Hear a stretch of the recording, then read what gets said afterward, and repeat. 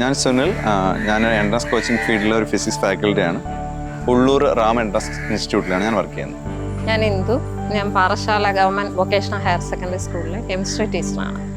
ഇത് ആക്ച്വലി നമ്മളിങ്ങനെ ഒരെണ്ണം തുടങ്ങാനുള്ള റീസൺ നമുക്ക് രണ്ടുപേർക്കും ഈ ചെറിയ വനം എന്ന് പറഞ്ഞാൽ ഭയങ്കര ഒരു ക്രേസ് ആയിരുന്നു. അപ്പോൾ അതിങ്ങനെ നമ്മളിങ്ങനെ മനസ്സിലുണ്ടായിരുന്നു. അപ്പോഴത്തേക്കാണ് ഇങ്ങനെ ഒരു പ്ലോട്ട് വിൽക്കാനുണ്ടെന്ന് അറിഞ്ഞപ്പോഴേക്കും നമ്മൾ ഇതിങ്ങനെ സെറ്റ് ചെയ്യാന്നുള്ള രീതിയിൽ തന്നെ അതങ്ങ് മേടിക്കുക ചെയ്തത്. 2020 ഫെബ്രുവരിയിലാണ് ആദ്യമായിട്ട് ഒരു ചെറിയ പ്ലോട്ടിൽ ഇവിടെ ഒരു ചെറിയൊരു 32 മരങ്ങൾ വെച്ച് നോക്കി അതെങ്ങനെ വരുമെന്ന് അറിഞ്ഞിട്ട് ബാക്കി ചെയ്യാമെന്ന് വിചാരിച്ചു. പക്ഷേ നമ്മൾ വിചാരിച്ചതിനെക്കാട്ടിലും നല്ല രീതിയിൽ ഗ്രോത്ത് വന്നു. നമ്മൾ ഇത്രയും ഗ്രോത്തിലുള്ള റീസൺ നമ്മൾ ഇതിനെ യൂസ് ചെയ്തിരിക്കുന്നത് മിയാവാക്കി ടെക്നിക്കാണ്. എക്സാക്ട്ലി മിയാവാക്കി അല്ലെങ്കിലും അവരിൽ നിന്നുള്ള ഒരു ഐഡിയ യൂസ് ചെയ്തിട്ട് മാക്സിമം ഡെൻസ് ആയിട്ടാണ് ഈ മരങ്ങൾ വെച്ചത്. സാധാരണ കാണുന്നതിനെക്കാട്ടിയും ഗ്രോത്ത് കാണുന്നത് മിയാവാക്കിയുടെ കൺസെപ്റ്റ് യൂസ് ചെയ്തുകൊണ്ടാണ്. നമ്മൾ കോവിഡ് സമയത്ത് കുറേ വീഡിയോസ് പ്രത്യേകിച്ച് മിയാവാക്കി ഹരിസാറിൻ്റെ കാണുമായിരുന്നു. അപ്പോൾ അതിൽ നിന്നുള്ള ഒരു ഇൻസ്പിറേഷനിലാണ് ഒരു മിയാവാക്കി രീതിയിൽ ഇവിടെ മരങ്ങൾ നട്ടത്.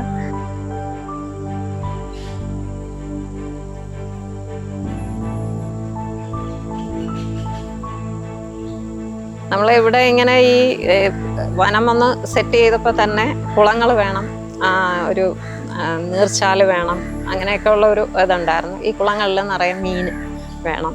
അപ്പോൾ അങ്ങനെ നമ്മുടെ ഈ വലിയ ഹട്ടിനോട് ചേർന്ന് നിൽക്കുന്ന കുളത്തിൽ ഒരു 50ഓളം തിലോപ്പിയ മീനുകളെ ഇട്ടിരുന്നു.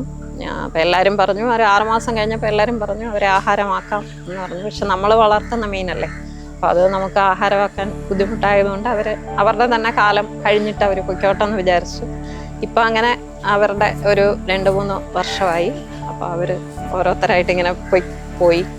പിന്നെ ഒരു ചെറിയ കുളം അപ്പുറത്ത് ഉണ്ട്, അത് ഗപ്പിയും കോഴിക്കാർപ്പും കിടക്കുന്നത്. അത് നമുക്കൊന്ന് കാലൊക്കെ ഇട്ടിരിക്കാനും ഒന്ന് കാല് നനയ്ക്കാനും അങ്ങനെയൊക്കെ ഉള്ള ഒരു ഇതിന് വേണ്ടിയിട്ടാണ് ആ ഒരു കുളം സെറ്റ് ചെയ്തിരിക്കുന്നത്. നമ്മൾ ഇതിനൊരു പേരിടണം അങ്ങനെ ഒരു ചിന്ത വന്നപ്പോൾ കുറേ പേരുകളൊക്കെ നോക്കി. അപ്പോൾ കുറച്ചൊരു നല്ല അപ്പോൾ എൻ്റെ ഒരു ഫ്രണ്ട് ആയുർവേദ ഡോക്ടറുണ്ട്. അപ്പോൾ അവൾക്ക് ചോദിച്ചാൽ അവളൊരു 10-20 പേരുകൾ പറഞ്ഞ് തന്നതിൽ നിന്ന് ഞങ്ങൾ ചൂസ് ചെയ്താണ് നിധിവൻ. അപ്പോൾ പിന്നീടാണ് അറിയുന്നത് വൃന്ദാവനത്തിൽ നിധിവൻ എന്ന് പറഞ്ഞിട്ടൊരു ചെറിയ വനമുണ്ടെന്ന്. അവിടെ കൃഷ്ണൻ്റെ രാധയുടെ ഒരു ടെമ്പിളുണ്ട്. അപ്പം അങ്ങനെയൊക്കെ പിന്നീടാണ് നമ്മൾ അതിൻ്റെ അങ്ങനെ ഉണ്ടെന്നുള്ളത് അറിയുന്നത്. ഇതിപ്പോൾ നമ്മൾ ആക്ച്വലി ഒരു 8 സെൻറ്റിന്ന് അല്പം കുറവ്, ഒരു 7.25 ഒരല്പോടെ ഉള്ളതാണ്. 2 പേരുടെ നിന്ന് മേടിച്ചതാണ്. ഒരു 4.25 പിന്നെ ബാക്കി 3 സംതിങ് ആയിട്ടുള്ളതാണ് ഇത് വന്നത്. അപ്പോൾ ടോട്ടലായിട്ട് നോക്കുമ്പോൾ നിയർലി 8 സെൻറ്റ്.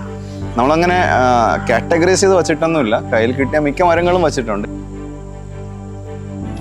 നമ്മൾ ഈ സ്ഥലം വാങ്ങിക്കുമ്പോൾ ഇവിടെ ഒരു 5 തെങ്ങും ഒരു ആഞ്ഞിലി മരം മാത്രമായിരുന്നു ഉണ്ടായിരുന്നത്. ആഞ്ഞിലി ഇവിടെ നിൽക്കുന്ന ഇതാണ്, ഇത് മാത്രമായിരുന്നു ഉണ്ടായിരുന്നത്.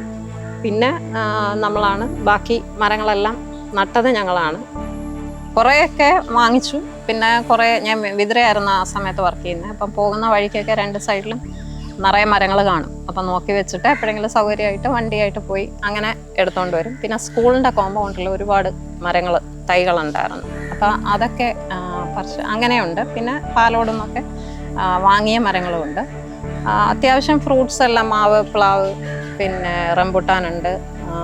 ഇപ്പോൾ കുളമാവൊക്കെ ഇപ്പം ഇങ്ങനെ അന്യം നിന്ന് പോയിക്കൊണ്ടിരിക്കുന്ന മരങ്ങളാണ്.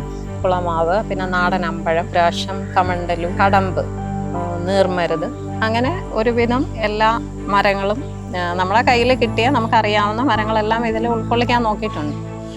ഒരു 6-7 വെറൈറ്റി മുളയുണ്ട്. പിന്നെ ആലിൻ്റെ പേരാല്, കല്ലാലൊക്കെ. പേരാല്, കല്ലാല്, അരയാല്, ഈ 3 ആലുണ്ട്. കൃഷ്ണനാലുണ്ടായിരുന്നു, അത് ഉണങ്ങിപ്പോയി. അപ്പം ഇങ്ങനെ മിക്കവാറുമുള്ള മരങ്ങളെല്ലാം ഇതിനകത്ത് ഉൾക്കൊള്ളിച്ചിട്ടുണ്ട്. പിന്നെ കുറച്ച് വള്ളിച്ചെടികളും കുറേ ഫാൺ ഐറ്റംസ് ഒക്കെ ഉണ്ട്. അതൊക്കെ പൊന്മുടിയിലൊക്കെ പോകുന്ന വഴിക്കൊക്കെ പറിച്ചിട്ട് വന്ന. പാലി ഗാർഡൻസ് എനിക്ക് ഭയങ്കര ഒരു ഇൻസ്പയർഡ് ആയിരുന്നു. എന്നുവെച്ചാൽ അവിടെ മരങ്ങളുടെ ഇടയ്ക്കും ചെടികളുടെ ഇടയ്ക്കും എല്ലാം ഈ സ്റ്റാച്യൂസ് അവർ വെക്കാറുണ്ട്. അപ്പോൾ അതേപോലെ എനിക്ക് ബുദ്ധനെയും ഗണപതിയൊക്കെ ഭയങ്കര ഇഷ്ടമാണ്. അപ്പോൾ അങ്ങനെയാണ് ഇതിനകത്ത് ബുദ്ധനെയും ഗണപതിയും കൃഷ്ണനെയും ഒക്കെ വെച്ചത്.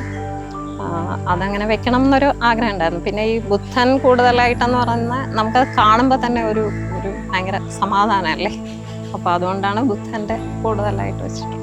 നമ്മളങ്ങനെ ഒരു പബ്ലിക്കിന് വേണ്ടി ഓപ്പൺ എന്നുള്ള രീതിയിൽ ചിന്തിച്ചിട്ടില്ല. പിന്നെ പക്ഷേ ഫ്രണ്ട്സും റിലേറ്റീവ്സും ഒക്കെ ഇങ്ങനെ വിളിച്ചിട്ട് വരുമ്പോഴേക്കും അവർക്കെല്ലാം ഇത് കൊടുക്കാറുണ്ട്. നമ്മളങ്ങനെ ഒരു കൊമേഴ്ഷ്യലൈസ് ചെയ്യാനൊന്നും ഉദ്ദേശിക്കുന്നില്ല. ഇങ്ങനെ ആൾക്കാർ അറിഞ്ഞെത്തുന്ന പോലും വിചാരിച്ചല്ല നമ്മൾ തുടങ്ങിയത്. നമ്മുടെ ഒരു പേഴ്സണൽ ഇതിനായിട്ട് തുടങ്ങിയതാണ്. അപ്പോഴേക്കും നമ്മൾ രണ്ടുപേരും കൂടെ ആലോചിച്ച് തുടങ്ങിയാണ്. അപ്പോൾ പിന്നെ ഇത് വേണോ വേണ്ടതെന്നൊരു കൺഫ്യൂഷൻ ഇല്ലായിരുന്നു. പക്ഷെ നമ്മളിങ്ങനെ തുടങ്ങുന്ന സമയത്ത് ഓരോ സ്ഥലത്ത് നിന്ന് ഇങ്ങനെ അഭിപ്രായം വന്നു, ഇതെന്ത് വീട് വയ്ക്കേണ്ട സ്ഥലത്ത് ഇങ്ങനെ ചെയ്ത് കഴിഞ്ഞാൽ. അപ്പോൾ നമുക്ക് ഓൾറെഡി ഒരു ഡിറ്റർമിനേഷൻ ഉണ്ടായിരുന്നതുകൊണ്ട് നമുക്കൊരു വിഷയമല്ല. നമ്മൾ ഇതെന്നല്ല, മിക്കവാറും ബാക്കിയുള്ള കാര്യങ്ങളിൽ പോലും നമ്മളങ്ങനെ ഒരു ഒപ്പീനിയൻ സീക്കേഴ്സ് അല്ല. നമ്മളങ്ങനെ ഡിസൈഡ് ചെയ്യും, നമ്മൾ രണ്ടും കൂടി ഡിസൈഡ് ചെയ്തിട്ട് അങ്ങ് ചെയ്യാൻ ചെയ്യുന്നത്. അതുകൊണ്ട് നമുക്കൊരു വലിയ ഡിഫിക്കൽട്ടായിട്ട് തോന്നിയില്ല. അതാണ് നമ്മൾ വേണ്ടത്. ആക്ച്വലി നമുക്കൊരു അതുണ്ടായിരിക്കും, ഒരു ഡിസിഷൻ എടുത്തു കഴിഞ്ഞാൽ പിന്നെ അതനുസരിച്ച് ചാഞ്ചാടാൻ പാടില്ല.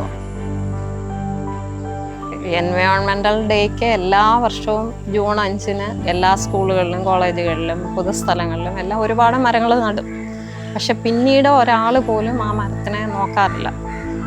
അങ്ങനെ അതിനെ നോക്കുമായിരുന്നെങ്കിൽ ഈ ഒരു കാലാവസ്ഥ വ്യതിയാനമൊന്നും വരില്ലല്ലോ. ഇപ്പം തന്നെ ഈ ചൂട് നമുക്ക് സഹിക്കാൻ പറ്റാവുന്നതിൻ്റെ അപ്പുറം ചൂടായി. അത് കഴിഞ്ഞിപ്പോൾ മഴയായപ്പം ഒരു മഴയിൽ തന്നെ വെള്ളം കയറുന്ന അവസ്ഥയായി. ഇതെല്ലാം നമ്മളുടെ, അതായത് ഒരു 99% മനുഷ്യരുടെ കയ്യിൽ നിന്നുള്ള തെറ്റുകൊണ്ട് സംഭവിക്കുന്നതാണ്. അപ്പം നമ്മളെ കൊണ്ട് കഴിയാൻ പറ്റുന്ന സ്ഥലങ്ങളിലൊക്കെ മരങ്ങൾ നടുക, അതിനെ നോക്കുക.